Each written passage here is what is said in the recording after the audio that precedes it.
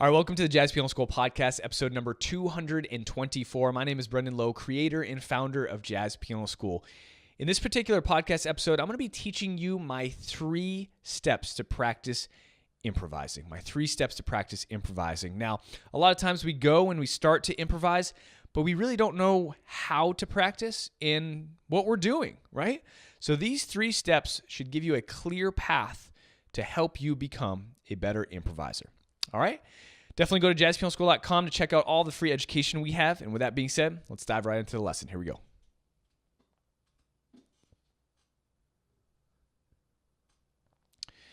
Step number 1. We need a focus when practicing improv. We need a focus. For example, we need a tool. So let's say, what are we working on? Really nail it down. Maybe we're working on the blues scale, right?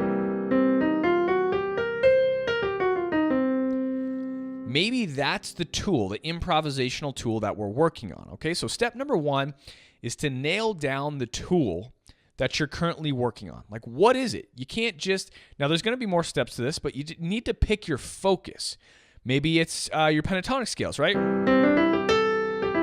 Maybe it's your minor pentatonic. Maybe it's your hexatonic scale, right? Maybe it's your bebop approaches. Maybe it's your chord scale above to half step below.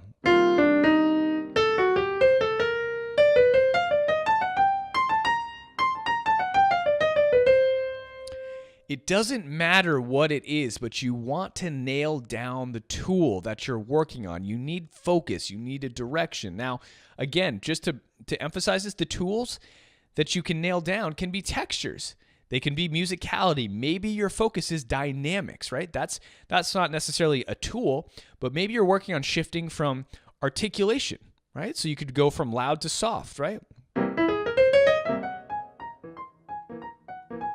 Something like that. Maybe you go from soft to loud.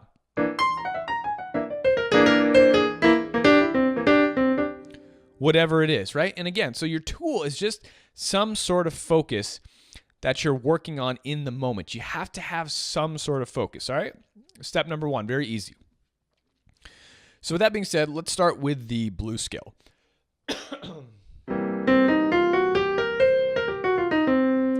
Let's say this is my tool, okay? Now, step number 2 is going to be developing a relationship with your tool. Now, what do I mean by this exactly? Well, you need to have, your ear needs to be adjusted to the sound. Your fingers need to be adjusted to the movements. There's a lot that needs to happen before we can actually start to use this tool. So with the blues scale, obviously, we need to work on this technically.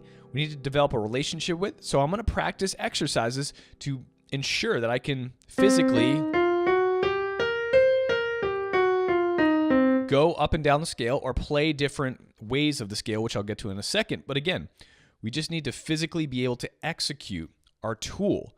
We need to have some sort of relationship with it. We need to be able to hear it, right? Now, in this particular step number 2, there's no metronome. I'm just moving back and forth and trying to hear everything that's happening.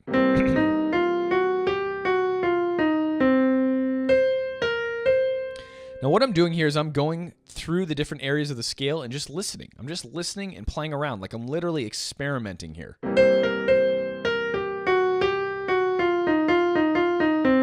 Now, this is more of a beginner level. Again, if you have more dexterity, you can add different types of trills in here.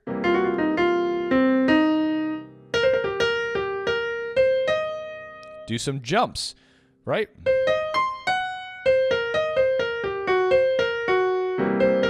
Find out what you like. In this step, you're just experimenting. Listen very closely. Find out what you like, right? Maybe you like that. Play around with it. Play it 10 times.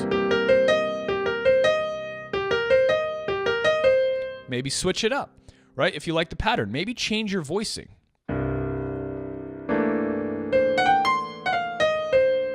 Maybe I just liked what I played there, so I'll play it again. What did I like about that? I like this little slide here. So I'm going to play around with that more. maybe I like this texture here.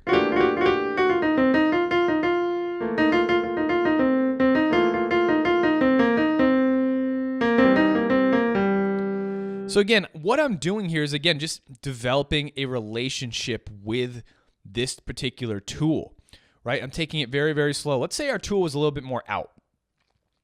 Let's say, you know, let's say we're using the whole tone scale, but, you know, in a hexatonic manner.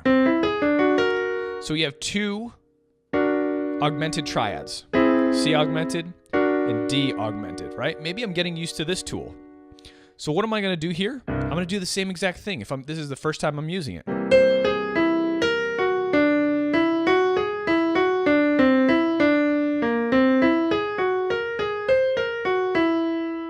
And then maybe, again, there's no time. There's no pressure here, right? Just breathe and experiment.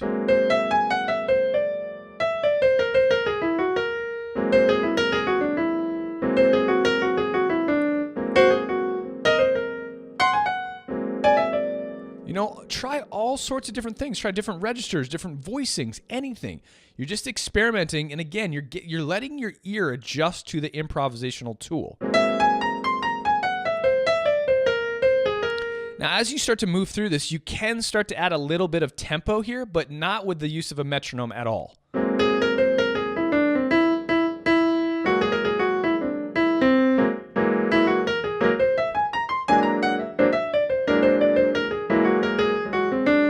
All right, that's a pretty out tool, right? Let's take a different type of tool. Let's take a tool that I love to use over any sort of kind of minor blues or minor modal sound. This is kind of like a variation of a pentatonic scale, and I kind of like to combine them or blend them. So this right here, I just call this more of a minor sus. So we have this minor sound, we have a sus, and then it finishes off with just the 5 and the 7. Right?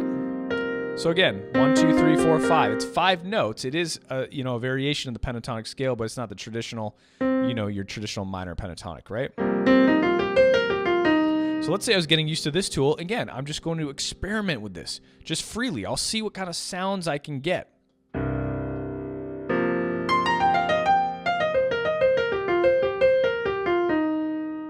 Maybe I do runs.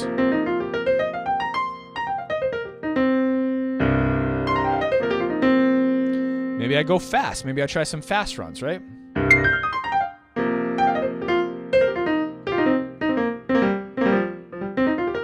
Maybe I do slow.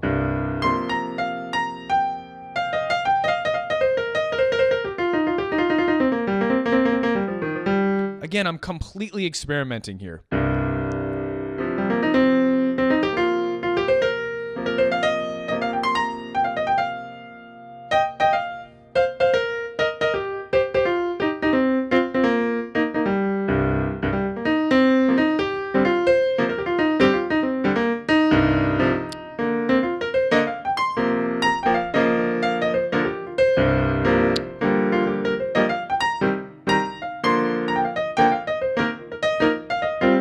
Again, now I haven't gotten to step 3 yet, right? So I haven't gotten to step 3 yet. I'm still completely experimenting, all right? So at this point, you should kind of get the idea. And again, if you're used to working with a tool, let's say you know the blues scale really well, I highly recommend and encourage you to break out of your box. So if you've used the blues scale, you know certain movements or licks, right, in the blues scale. Maybe you know that. That's something you play a lot. Break out of the box. Right? Experiment, let your ear hear more sounds. Play the blues scale down here in the low end. You can't really see this on the camera. I love using the blues scale down here. Now, anytime I do something new, I'm developing a relationship with this improvisational tool.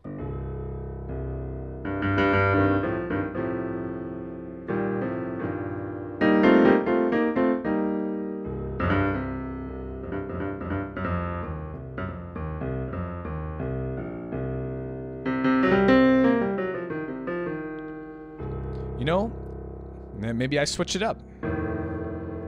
I'm going to F7 here, right?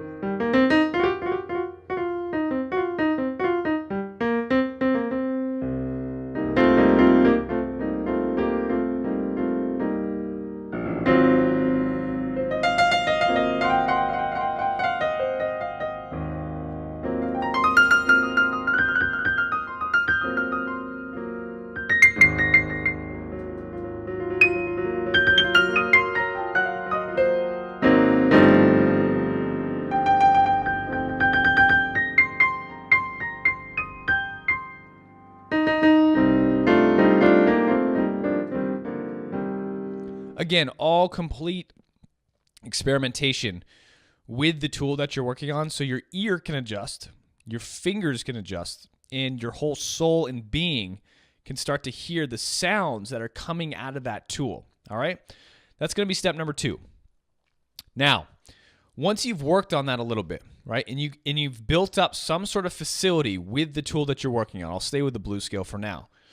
Step number 3 is actually implementing it into some sort of tune, progression, or tempo.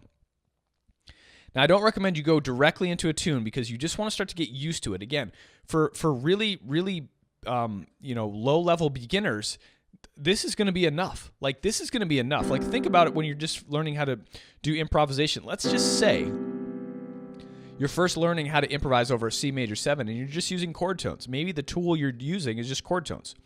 At this point, I've done my experimentation. I'm going to put on a metronome very, very slowly. And I'm going to try and use my tool to improvise. So let's say the metronome's about here. 1, 2, 3, 4. 1, 2, 3. Here I go.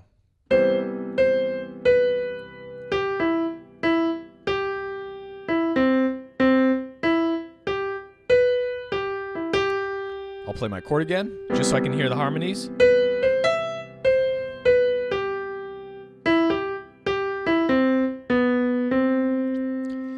Now, the thing I want you to take away from this is that even though it's a very, very beginner level, right?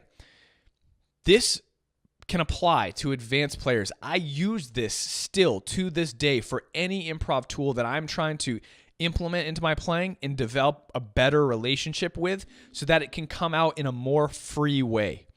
Does that make sense? So let's bump the level on this. Instead of just using chord tones, maybe I'm using the full mode. So I'm using the full scale. Again, I'm still talking about step number 3. You still have to go through all the steps. Steps 1 and 2 come first, right? And then step number 3. So I'm just using the Ionian scale, and I'm going to repeat step number 3 just over one chord. I'm still just using one chord here, right? Here we go. 1, 2, 3, 4.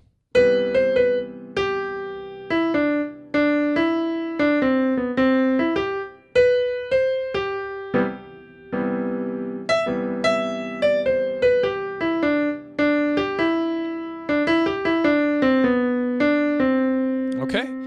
So again, I have some sort of direction now. I have a tempo. I have a set structure in step number 3 that I'm using to help me focus my improv practice, right? I've set the tool. I've practiced my tool, so I have some sort of facility. I've also experimented with it. I've developed a relationship with it. I can move around with it. Now, again, we're implementing it into more real-life situations. This isn't a tune. It's just a chord. But this particular situation right here is going to be necessary in tunes, right? We're just isolating the situation. Now, maybe I bump it up. Let's say I'm a more intermediate player and you want to get better at using the Lydian scale. Right? So the only change here is going to be this F sharp. Maybe I want to develop my ear so that it adjusts better to this F sharp. Right? Because for a lot of you, this is going to be abnormal to your sound, to your body, to what you're hearing.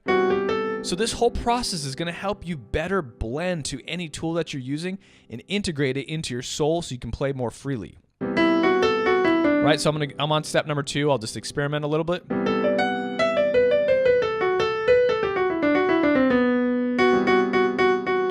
Play the out thing a lot so you start to adjust to it.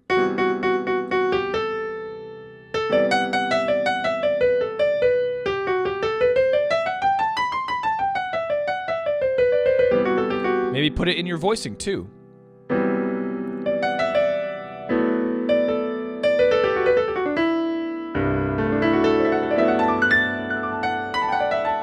And again, this is me going to my level now to build a better relationship with this particular tool.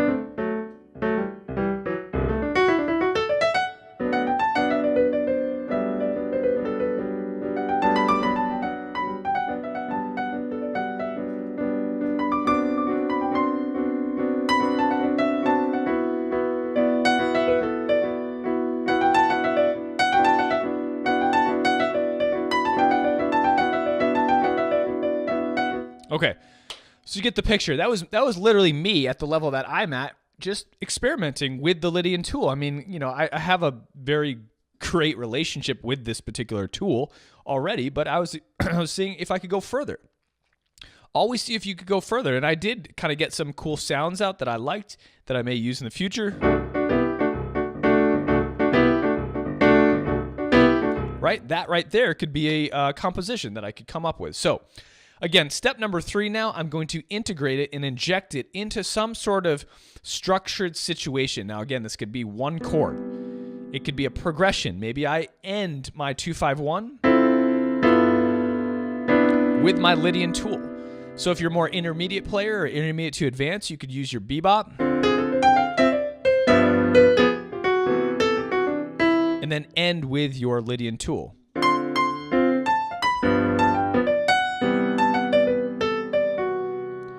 Right? And so I'm injecting it. And again, this doesn't just mean you're just doing this once or twice. Right? You're spending 20, 30 minutes on this every single day.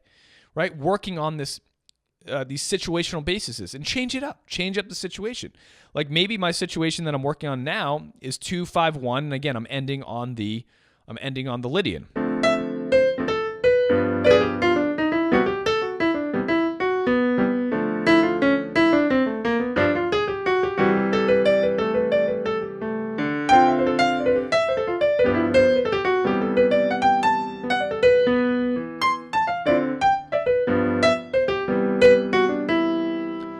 Again, so like the situational basis that I'm using as a structured platform to use my tool over is just a 2-5-1. Now maybe I take a random progression, right? So maybe I take C major 7, A flat major 7, F major 7.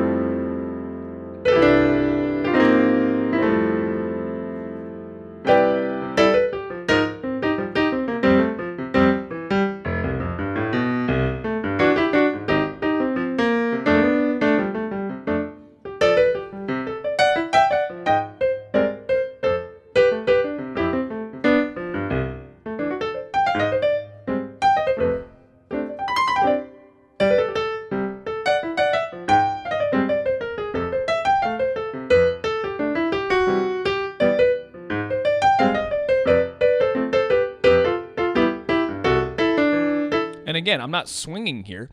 That's just literally what came out of me first, right? So maybe I swing it.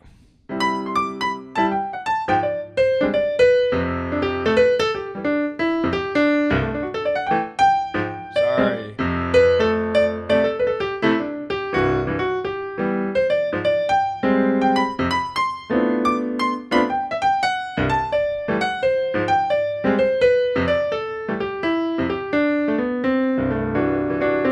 And again, I'm repeating that progression over and over and over again to inject and work on specifically the tool that I've now built a relationship with, and I'm now playing, right, over these structured ways. Now, obviously, the very last step, if you're working on some sort of improvisation tool, put it into a tune.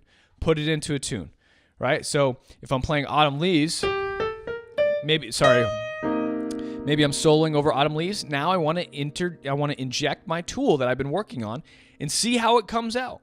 See how it comes out in Autumn Leaves.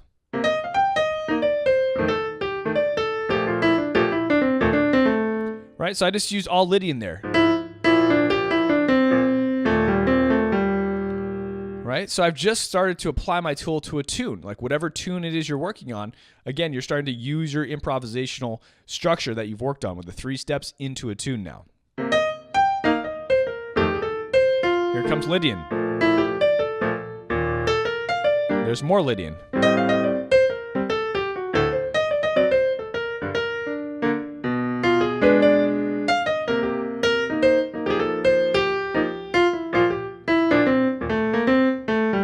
There's my Lydian. Right? So that's the tool I've been working on up until this point. And again, it could be any tool. Like it could be any tool. Maybe you're trying to inject the blues scale, right?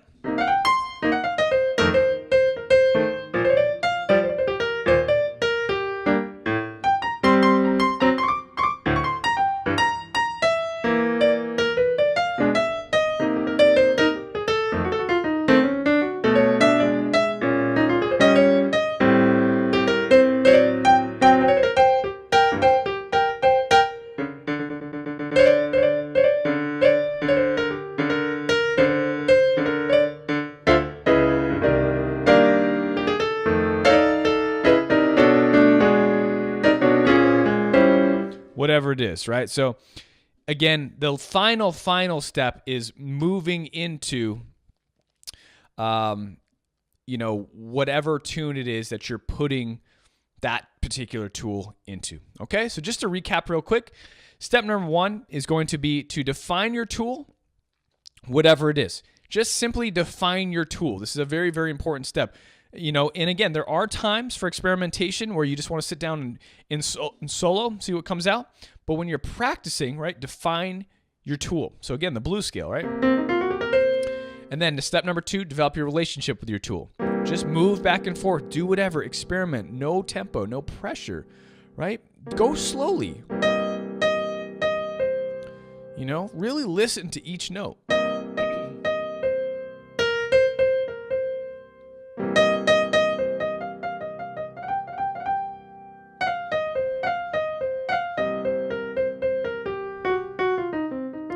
Right? Develop a relationship with all the parts of the sound and the tool, how you can use it.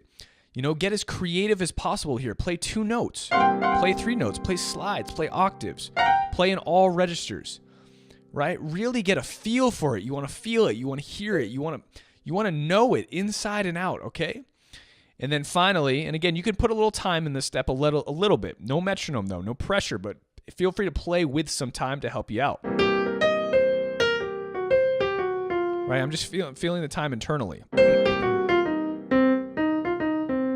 Right, just like that. And again, I've kind of applied a little bit of time just to see how it goes, just to see what it gives back to me. What am I struggling with? Maybe I stick with one portion of the tool.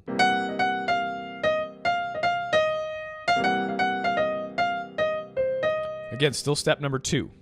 Step number 3, finally, is I'm going to use some sort of structured platform to start to work on my tool, right? This is where the pressure begins because we are using a metronome and some sort of progression or tempo that binds us to stay with our tool. So for example, maybe I just stick on a C7 chord.